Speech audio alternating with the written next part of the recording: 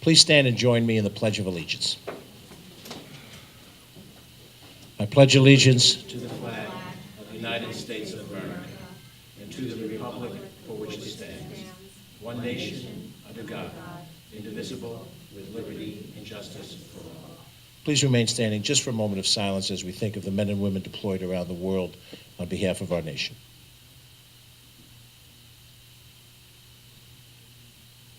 Thanks. You may be seated.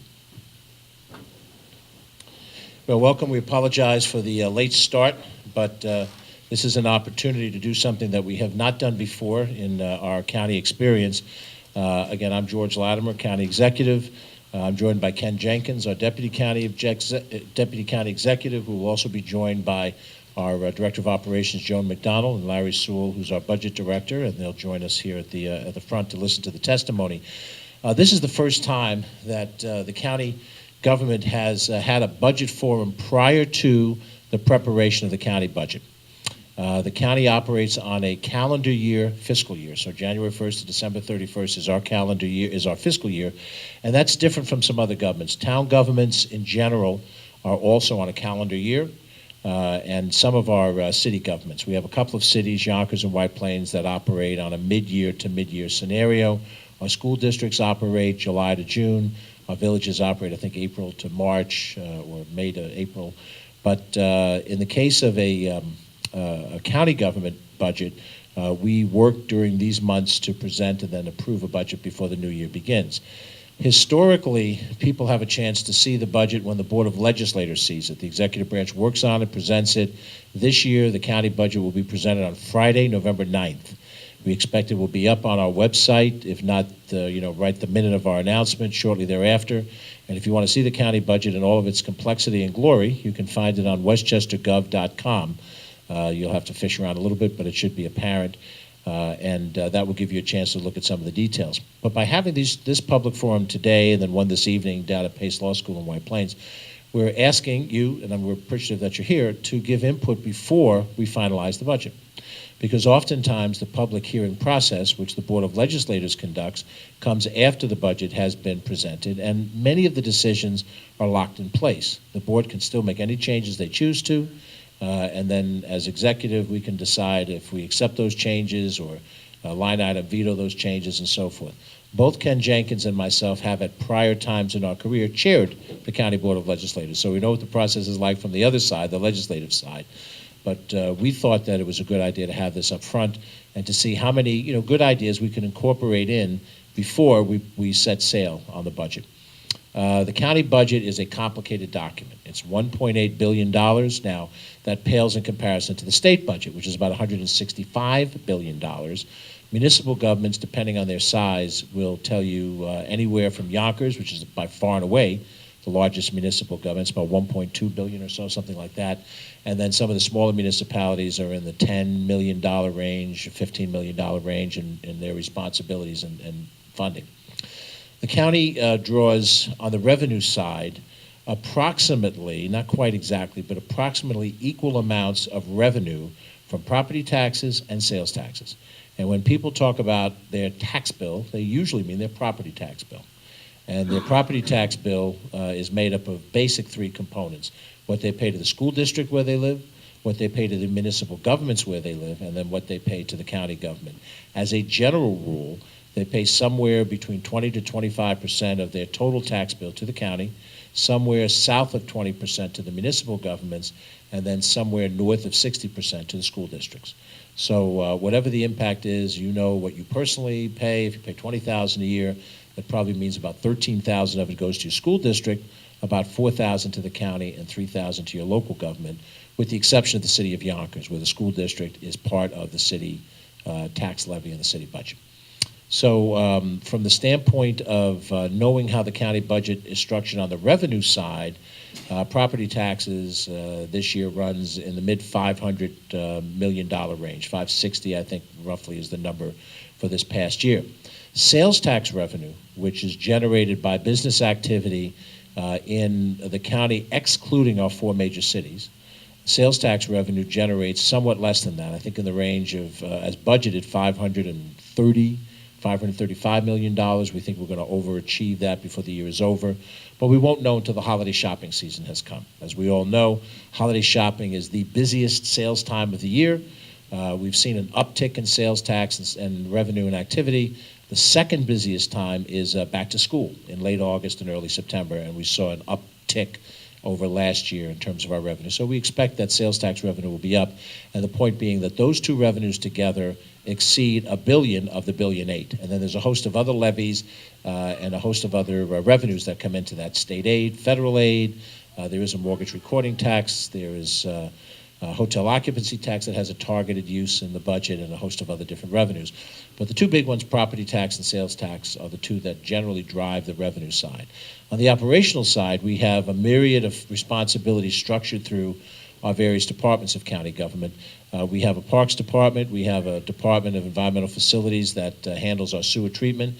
Some of that is structured through a separate refuse separate sewer tax charge that you pay if you're in a sewered part of the county. There are parts of the county that are not part of a sewer district and don't have a sewer tax piece of their budget, of their tax bill.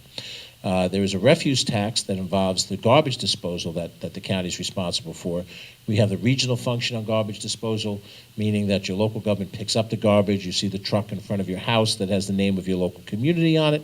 They take it to a transfer station. The county takes it from the transfer station to either Charles Point or takes the recyclables to a MRF. None of this is on the final exam, by the way. You don't have to take notes on this stuff. But this is the guts of what goes involved in the budget. And we have to determine what is it going to take for us to run our corrections department, which includes the county jail and ancillary services? How much will we allocate for probation, because there's a probation department? I assume, and I hope, none of you have ever been in the county jail as an inmate, and therefore I hope none of you have been on probation. But the fact that you haven't personally used either the criminal justice systems through corrections or probations doesn't mean that we don't have to have those things.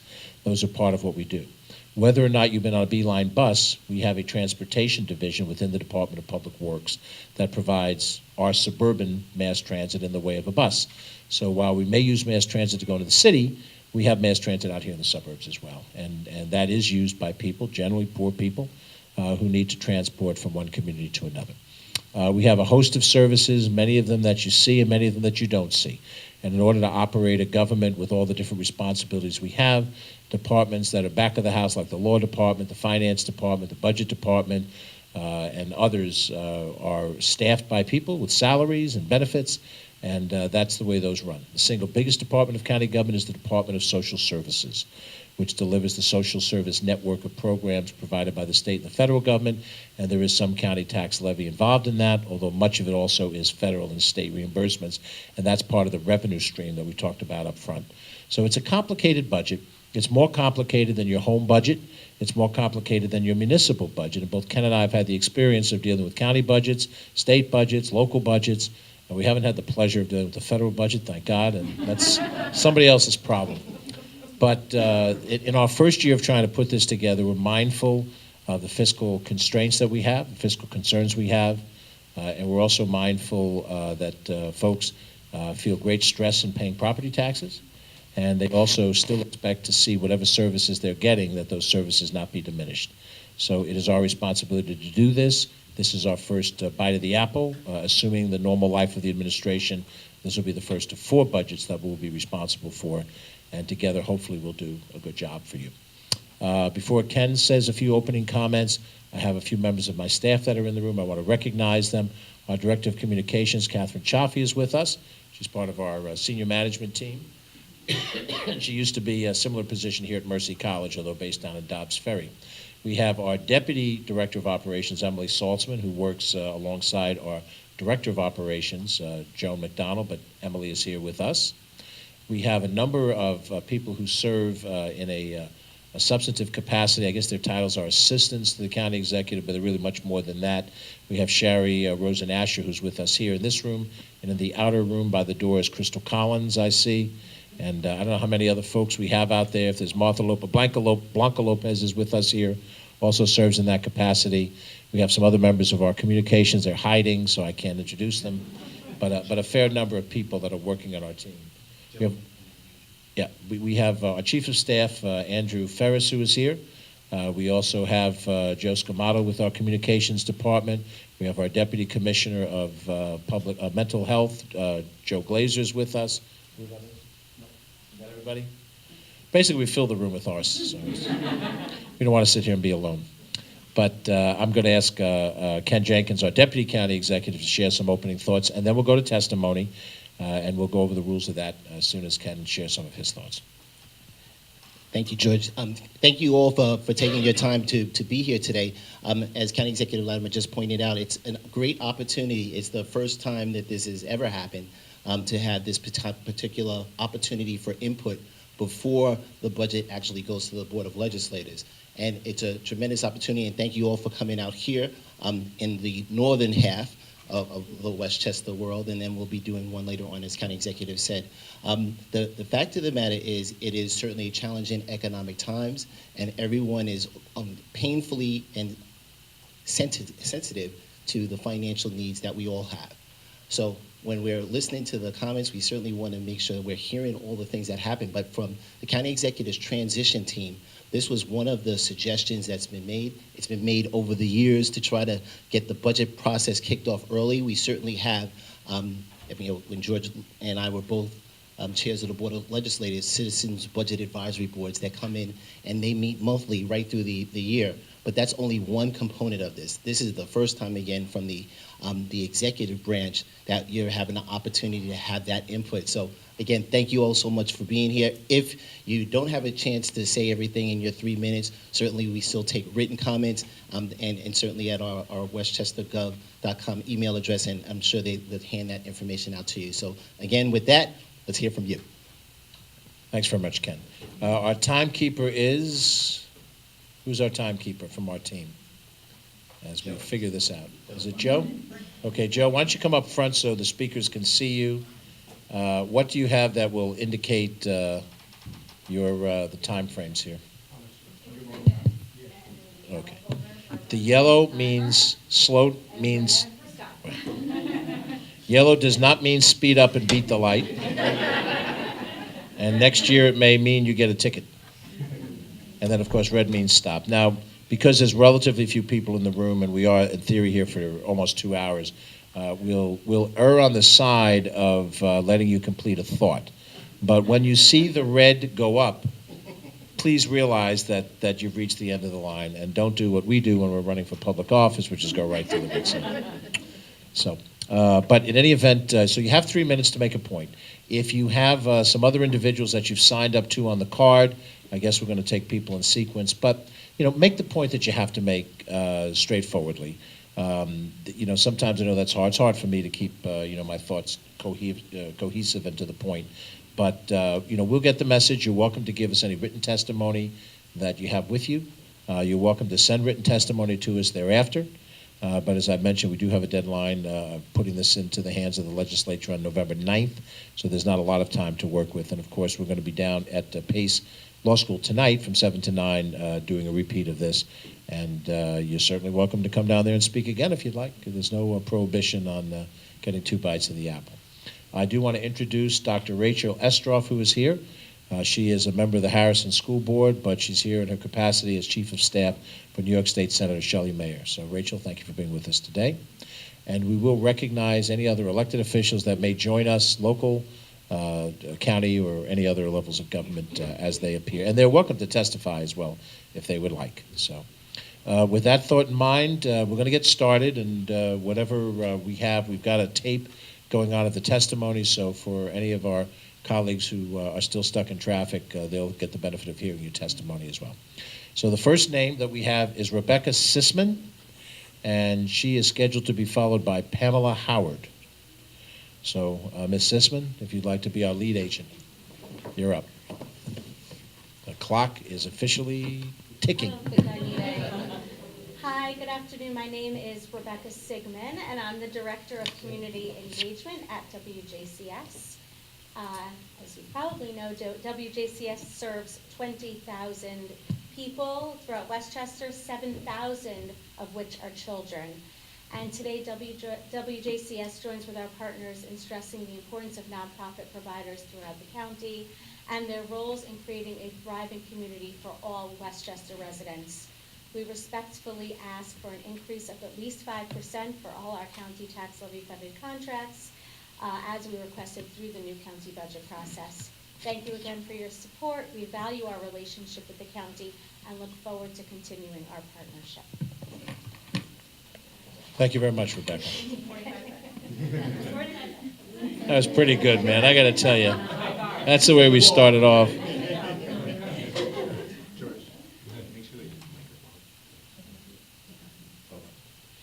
For the next speaker, when you do speak, put the microphone right up to your mouth like this so we can all hear you. I have Pamela Howard on the next card. I also have other names attached to that from my sister's place, Linda Purvis and Brintha I'm sorry, I'm going to mispronounce it. Jalajam, I'm sorry. But, okay. But Pamela Howard. Yes. Thank you. So thank you so much for your past and continued support of my sister's place. My name is Pamela Howard. I'm the managing attorney of the family law practice at my sister's place. And we have continued over the years to provide support to survivors of human trafficking and intimate partner violence. The work that I do is primarily supervising attorneys in the 3 family courts within Westchester County, Yonkers Family Court, New Rochelle Family Court, White Plains Family Court, and also the integrated domestic violence courts, which are also located in Yonkers and in White Plains. The work continues. Sometimes I've been there for a number of years, and it surprises me that there are still people who don't know about my sister's place, that there are people that don't know where to turn when they're dealing with issues of domestic violence. And I feel as though we've been around for so long and have been doing outreach for so long, it still comes as a shock to me. But the plague of intimate partner violence is still very much alive and well in this county. Earlier this month, a woman came into our office with her 2 small children, ages 7 and 4. She had 2 black eyes, a broken nose. Her 7-year-old had visible scars on his body from an incident that had happened the night before in front of the children. So this isn't something that used to happen. It's something that's still happening, and we need your continued support to assist these people with this problem. One of the other things I wanted to add, what I've noticed an increase in, an increase, is I've seen a lot of clients who are trying to get their partners back into treatment for mental health issues. Within the past 3 months, I've had 2 cases of women who were in love with and married to individuals who had been diagnosed with schizophrenia and who had stopped taking their medication and stopped going for treatment. So that's something that I can see, because of the times being as stressful as they are, that there is an increase of people with mental health issues who are, and their families and loved ones who don't know where to turn. But I do want to thank you for your support. I'm asking that it continue, of course, into the future, and thank you for the opportunity to talk with you today. Thank you very much. Our next speaker is Elizabeth Zimmerman, also attached with Hope's Door. I guess Martha Kuhn is also part of that presentation. So, Ms. Zimmerman. Good afternoon. My name is Elizabeth Galani Zimmerman, and I'm joined by Martha Cohn. We're both here representing Hope's Door, which serves survivors of domestic violence and provides education and resources. Thank you for holding this hearing and giving Hope's Door and other county organizations an opportunity to speak about our needs. Hope's Door is grateful for the support we have received over the years from the county. County support helps fund our domestic violence counseling, support groups, advocacy, and prevention work. Our prevention efforts touched the lives of 9,981 young people last year. Here are some outcomes resulting from the prevention work the county funded. The number of teens who would tell no one about abuse dropped from 25% to 16%. The number of teen victims who would tell a parent grew from 25% to 41%. And the number of teens who would tell a friend grew from 66% to 84%. These are significant differences.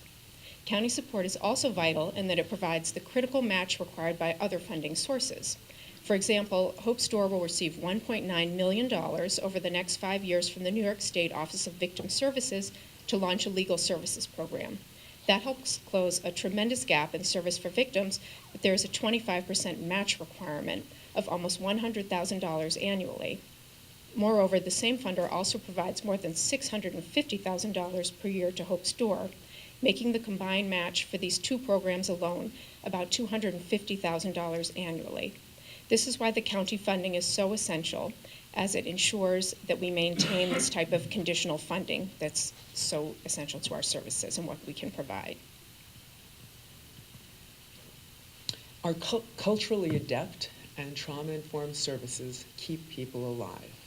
I point particularly to safety assessment, to safety planning, and to shelter. A shelter is the #1 defense against domestic violence homicides. Keeping people alive requires expert staff.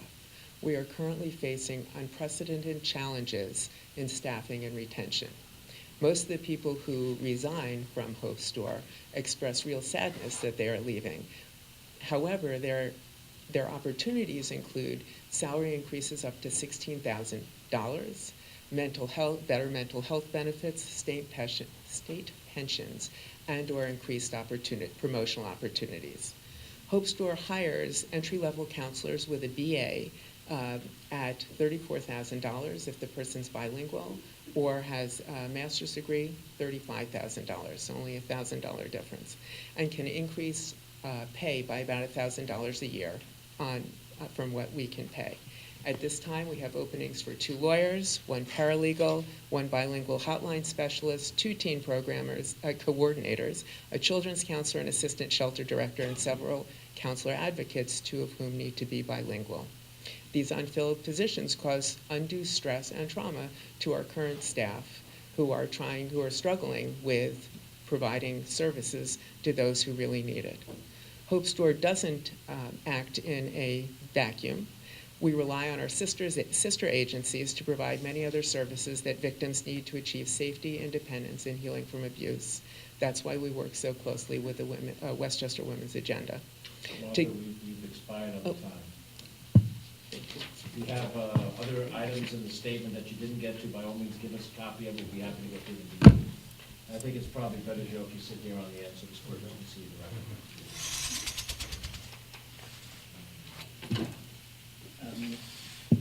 Sue Abbott from Arts Westchester with Dan Montez. Taconic Orchestra. Good afternoon. My name is Sue Abbott. I'm the Associate Director of Programs from Arts Westchester. Thank you to the County Executive, the Deputy County Executive, and the administration for the opportunity to speak today. As many of you are aware, Arts Westchester has submitted a request for an increase of $250,000 to our county allocation to be specifically earmarked for our Challenge Matching Grant Program. I've asked Dan Montez, General Director of the Taconic Opera, to speak a little bit more about the Challenge Program and its impact. Thanks.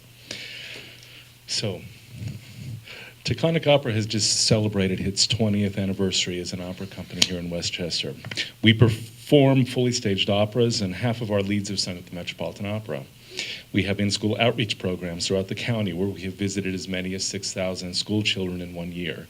And we also have bussed in many children from underserved communities to come to daytime performances, which are the same performances that the adults see on the weekends. I was directing the company both before and after the challenge grants were instituted by the county. And I can tell you without equivocation that our donations to the arts both doubled and then tripled and then quadrupled as a result of the challenge grant. During our fall events, fundraisers, and operas, we clearly see that people would give donations when they see the challenge forms available on our tables. Normally, many would not even bother giving at these events. Also, when we send out our annual donation letters, almost all of them come back now with the form, and they are larger than ever as a result. In fact, because of the increased donations that are matched, we find that more of our normal donors are increasing their donations as well when they didn't used to do that, so that they can also be matched. It's really a win-win for everyone. Because our county support over these years has been so generous, we have been able now to start a new summer program for young opera singers as well, giving them performance opportunities, classes in business, stagecraft, and acting. And they get master classes with Metropolitan Opera singers as well. The performances for these emerging artists are also free to the public in the area, and they serve the local community as well. The funds have been used to bring the arts to the schools, to engage new talent, and to perform operas that would not have been cost-effective in the past. The quality of our productions is now getting a positive reputation throughout the United States as a result. So much of this credit must go to the county's challenge initiatives and Arts Westchester. Without this funding, we simply, seriously, would not have an opera company here in the county. We wouldn't have one. Before we arrived, 90% of our audience had never even seen an opera. We now have over 6,000 people who have signed up to our mailing list. Each year, the Taconic Opera has met or surpassed the challenge maximum, which means these are all new donors every single year, including this year. During this period that we've been around, we've raised over 56,000 and had 49,000 of that, which is matched. We want to just let you know, thank you so much for everything that you've done the past 20 years to help enrich the community with this challenge grant. Thank you very much for having us. Thank you. Up next, Rachel Halperin from the Legal Services of Hudson Valley. Rachel.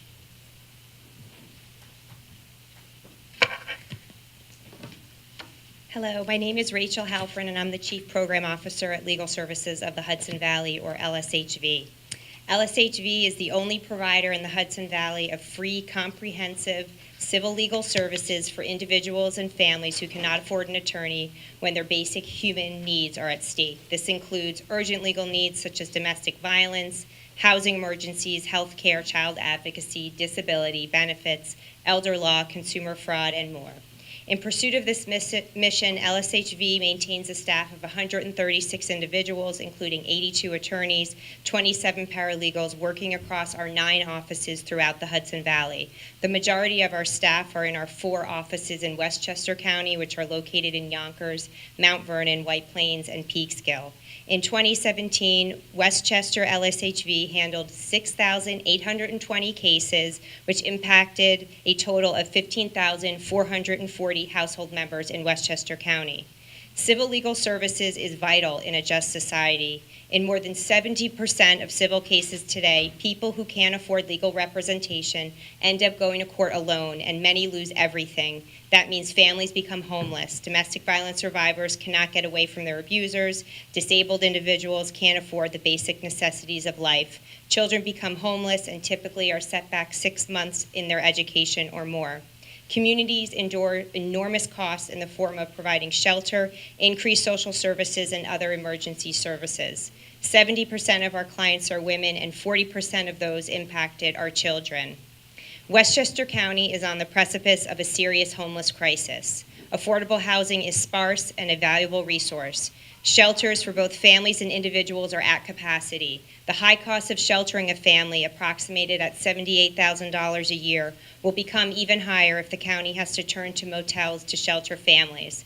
This high financial toll does not even include the devastating traumatic emotional toll parents and children experience when they are displaced from their homes, forced to change schools, and torn from their friends and families.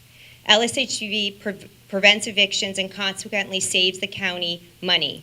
In 2017 alone, LSHV prevented 911 evictions, impacting 2,263 household members, with estimated cost savings to the county of close to $9 million. Tenants are twice as likely to win their case when they're represented by legal counsel, but in 90% of housing cases, they show up to court without an attorney, while landlords are almost 99% represented by attorneys in court. The consequences are dire. Families are evicted. They enter into unfavorable settlement agreements, or they give up, move out, and become homeless. We urge the county to invest in eviction prevention. Keep Westchester thriving by keeping Westchester residents in their homes and out of homeless shelters. Ensure that low-income residents at risk are given access to justice so they can save their homes. Thank you for your support. Thank you. Up next, we have Dave Gauss. Thank you. Good afternoon, everyone. I'm Dave Gower. I'm part of Vital Care Services. We're a local minority-owned business in Westchester providing healthcare solutions for the community and people living in their homes. We've been fortunate for the last 5 years working with Commissioner Meg Carpenter and her Department of Senior Programs team, providing resources for the TIPS program, the telehealth intervention programs for seniors.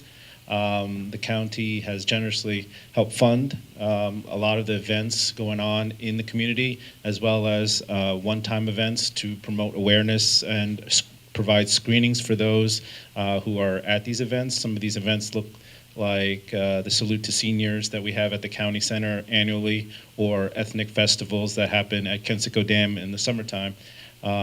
We've screened almost 3,000 individuals who just were at these events, and about 1 in 3 of those people have had a risk alert that they provided outside of the normal recommended areas that they may not have known that they had existing. So we, have done a lot of these events and seen a lot of good health outcomes of early interventions, people who we've screened that have said that they do not have access to a doctor, they didn't know they had these kind of pre-existing medical conditions, or they've deteriorated over time. So these types of one-time screenings, typically with a nurse or a nursing student. We work closely with a lot of universities who have nursing majors, majors who are on track for a pre-med or a doctorate degree, that we train and have them go out in the field and provide these type of screenings with our wraparound services from the county. So we've been very fortunate over the last 5 years to have this funding, and we hope to keep that continuing as we kind of provide these services locally in our hometown, Westchester County. Thank you, David. The next speaker is Sean Kribari, and Sean will be followed by Joanna Straub. Good afternoon. My name is Sean Kribari, and I represent the Ossining Children's Center. And first of all, thank you so much for this opportunity to speak today.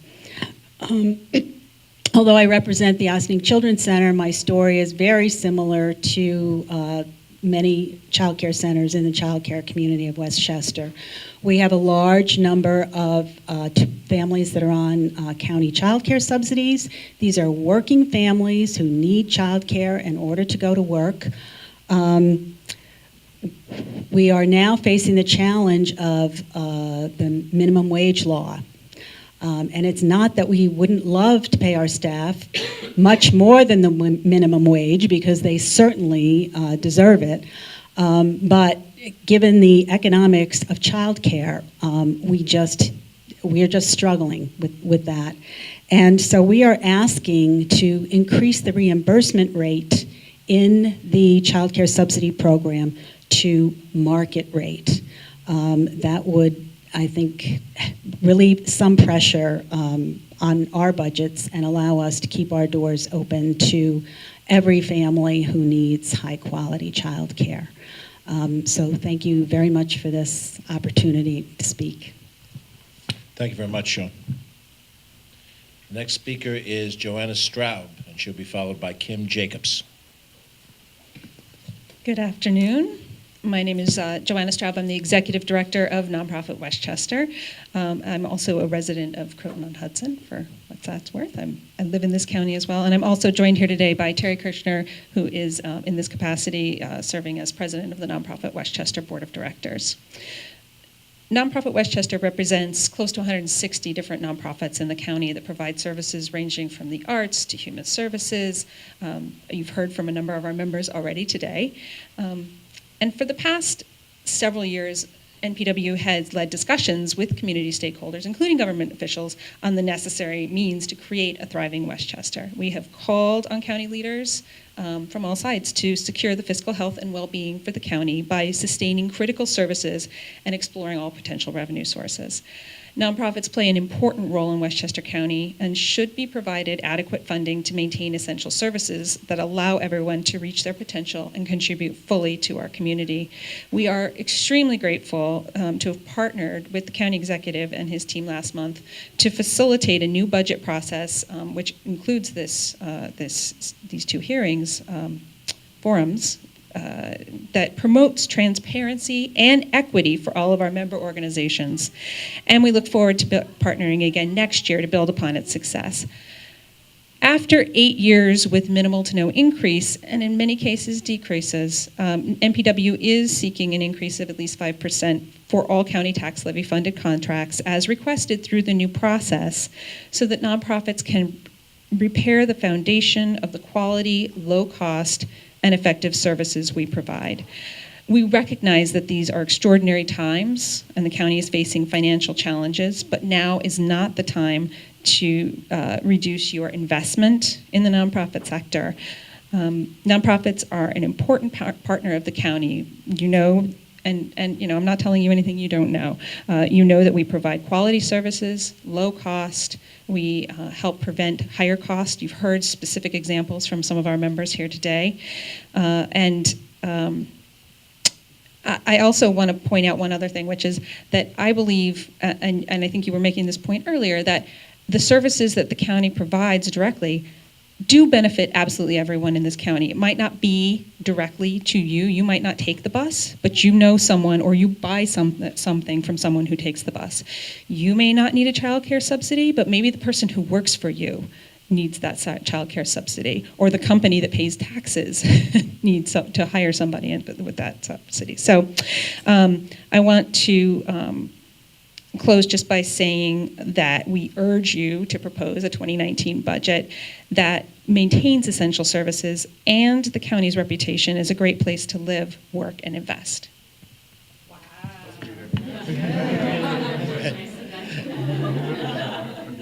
Thank you. Kim Jacobs. Good afternoon. Let me add my thanks to those who have gone before me for this adjustment to the process. It is a welcome and I hope productive addition to the budget process. My name is Kim Jacobs. I'm the president and CEO of Community Capital New York, and I'm here today to speak to the need for more affordable housing options for those who live and work in Westchester County. For almost 30 years, Community Capital New York has provided early-stage, high-risk loans to assist the development of affordable housing in our communities. We provide patient, low-cost loans that banks cannot provide, and we help move projects from concept to reality. We offer these loans because we believe that the economic and social well-being of Westchester relies on having a range of housing options that meet the needs of all our residents. I'm sure you are all familiar with the 2018 ALICE study recently released by United Way. ALICE is an acronym that stands for Asset Limited, Income Constrained Employed Residents. These are working families and individuals who earn more than the poverty level, but less than they need to cover the basic cost of living in this high-cost area. The number of ALICE households in Westchester increased by 5% between the years of 2014 and 2016, from 24% of all households to 29% of all households. Almost one-third of Westchester residents do not make enough to cover their basic living costs, and surely housing is the largest expense that most households face. I applaud your support of housing initiatives in Westchester, including funding for the New Homes Land Acquisition Fund, the Housing Implementation Fund, and reforming the Urban County Consortium so that we can access additional federal funds.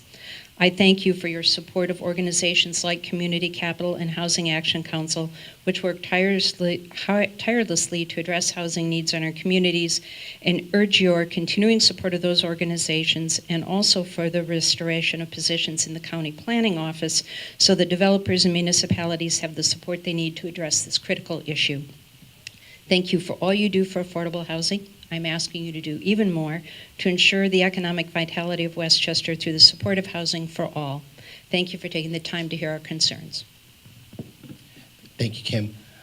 Up next, we have Jessica Young from Make the Road.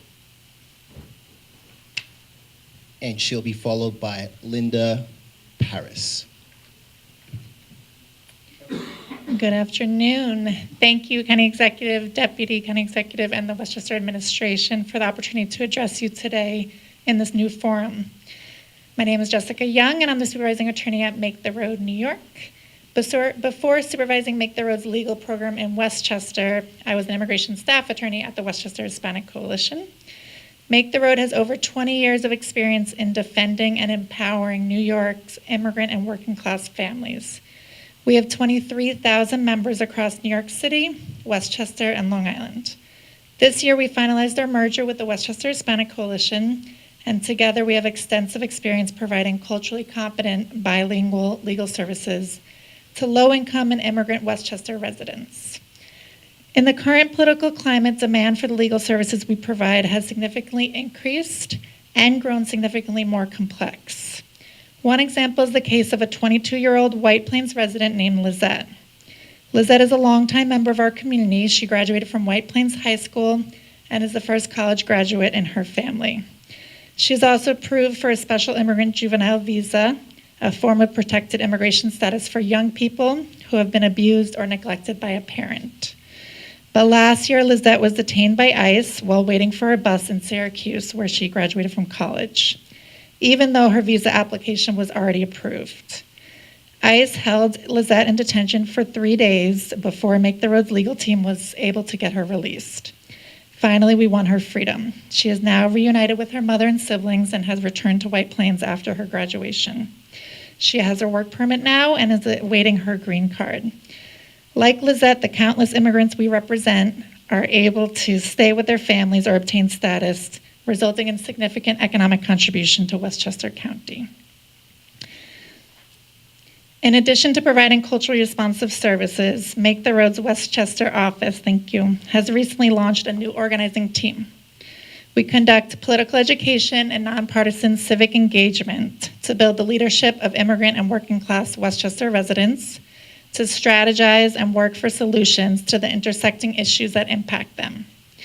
Make the Road is well positioned to provide these services to low-income and immigrant Westchester residents. Our extensive experience working with immigrant New Yorkers, regardless of immigration status, has built our reputation as a trusted advocate and ally. We understand the extraordinary financial challenges the county is facing, and there's also extraordinary time facing our clients under the federal administration. And we know the county administration has stood with them and continues to stand with them. Along with our partners in the Westchester Women's Agenda, we respectfully request a 5% increase to our funding from Westchester County in the fiscal year 2019. With demand for our services in Westchester increasing, the county can provide vital support that will help us meet this urgent need. Thank you for your time. Thank you, Jessica. Jessica was our 10th speaker. The next speaker is Linda Purvis, and she will be followed by, I mentioned this name before, and I don't know if I can pronounce it properly again. Brintha, help me with your last name. What she said. I'm sorry, I apologize. But Brintha will follow first Linda Purvis. Okay, thank you very much. My name is Linda Purvis. I am the board chair for my sister's place, and I'm a Westchester resident. I have lived here for almost 40 years. That number is terrifying to me. With any luck, I will live here for another 40 years, although that doesn't seem very likely. I think that requires a lot of luck. I'm going to share with you a story that just occurred to me 2 nights ago, literally Sunday evening. I was having dinner with a friend of mine, an old friend who was not aware that I was involved with my sister's place. And she turned to me and she said, you know, my daughter, her daughter, has a friend who's in crisis right now because of a domestic violence situation. And this young woman didn't really know where to turn for services because she felt that services for domestic violence victims weren't really meant for somebody like her. She was well educated, she was well compensated, she lived in a nice house, and she didn't think that this was supposed to happen to her. Well, I'm going to quote Karen Cheeks Lomax, who is our executive director, when I tell you that domestic violence has no zip code. It is a problem that affects every single economic stratum, every single group, every single demographic group, even in a place like Westchester County. Right now, domestic violence is becoming more and more visible. We've seen it, addressed on television. We saw the Giants going to Mount Vernon High School to talk to young people about the appropriate way to be in a relationship. But as that visibility increases, the need for services increases too. So we need to be able to meet those needs. And in this hot economy right now, quite honestly, we're struggling to pay our people what they deserve. We don't have a list of vacancies as long as one of the ones you heard here, but we have a long list of vacancies. So the issue is salaries are high right now, healthcare is high, and without appropriate organizational infrastructure, the providers can't provide the services. So the organization is struggling to meet those needs. I will stipulate that nobody likes taxes. I've paid Westchester taxes for 40 years. I understand. But the real issue here is that these are our neighbors, and we need to support them.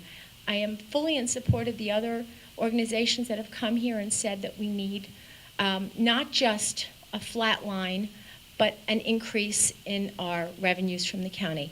I know that you have inherited a difficult budget from your predecessors. I used to be an assistant superintendent for business for a school district, so I understand how that works. But the truth is, I think if you ask most people, would they support taxes to help people in crisis, their neighbors in crisis, I think the answer would be yes. So thank you for your time, and I do appreciate this venue and being able to come here and talk to you. Thank you. Thank you, Linda. The next speaker is Brintha Jalajan. Jayalingam. I apologize again. Now, just before Brintha speaks, we don't have any other cards. If anybody else wishes to speak, would you just check with the desk in the back? We'd be happy to have you also share your thoughts. And we just want to make sure that we have you logged in so that you're ready to speak. If there isn't anybody who wishes to speak after Brintha, we'll take a brief break. And then we're here until 4 o'clock, one way or the other. And we're happy to wait to see if anybody joins us as we go forward. But if you do, if you would like to share your thoughts, there seems to be ample time to do it. So please do it next up to bat, or we'll take a break then. Brintha, thank you very much. And my apologies again. That's okay. Thank you. So like everyone said, my name is Brintha Jayalingam. I'm the Director of Community Education and Prevention at My Sister's Place. I'd like to thank you both, County Executive and Deputy County Executive, for giving us this opportunity to speak with you today. I'd like to focus today on the importance of continued funding of our education and prevention services for teens. You heard from Linda, our Board of Directors, and earlier Pam, who is a part of our legal department, but I oversee our education and prevention efforts at My Sister's Place. My team and I travel throughout Westchester each year to educate youth about healthy relationships and teen dating abuse. So we see up to about 5,000 middle school and high school students per year all over the county. We see them at public and private schools, youth treatment facilities, community groups, sports teams, leadership conferences. We also reach close to 2,000 professionals in social service agencies, governmental agencies, hospitals, faith-based and community organizations to raise awareness about domestic violence, DV and LGBTQ communities, and intersections of oppression, race, and domestic violence. During a recent classroom discussion on gender stereotypes and its connection to dating abuse, an 8th grade student said, "I can't believe it's 2018 and we still have to fight for our rights." Now you might be thinking, in the 13 or 14 years of her life, why could she be saying this? But it's very telling of our youth if they have to react this way with everything going on. Our young people, our students, children, neighbors are growing up in a society where violating someone's body, space, and property is commonplace.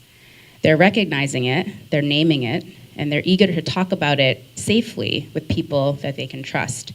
My Sister's Place is grateful that we are creating opportunities for students to talk about this openly, but we need more opportunities and support to continue these conversations. Like many of our friends here today requested, we are also advocating for a 5% nonprofit increase across the board. Just to give you a couple of statistics that you may have heard, the CDC reports nearly 1.5 million high school students nationwide experience physical abuse from a dating partner in a single year. Now, I could go on and give you a lot of statistics on teen dating abuse, but one other telling statistics is about parents. 81% of parents believe teen dating violence is not an issue or admit they don't know if it is an issue. Given these statistics, we know that education and prevention work is key to ending dating abuse. My Sister's Place is supporting survivors and their families, but we're also working hard to change social norms that allow violence and abuse to continue. We want Westchester to be a safer county where our youth can have relationships with respect, equality, and safety. Thank you again for your time today. Thank you. Up next, we have Terry Kirshner. Terry.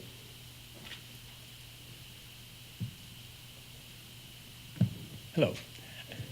So actually, I really just want to thank you both for the process that you have. It really will make a big difference, I think, for all of us to know that we've had an earlier input. I do want to also thank you for the opportunity to think of nonprofits as an investment. And in the case of Westchester Library System, one of the things that we put in our budget was some additional funding to help with the census, the 2020 census, recognizing that it is important that we get as many individuals counted as possible so that we have strong funding going forward. So one of the things I encourage you to do as a whole is to think about different ways that nonprofits can be your advocates and partners through additional funding, not just the library system, but all of us. So thank you.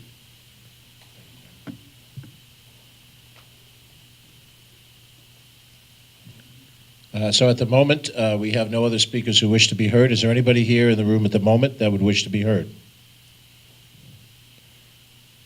If not, then we are a little after 3 o'clock, 3:07. We're going to take a 10-minute break, and we'll reconvene at 3:20. Well, 13-minute break. We'll reconvene at 3:20, and we'll listen to any other testimony that's ready at that point in time. So thanks, and we'll be back in 13 minutes.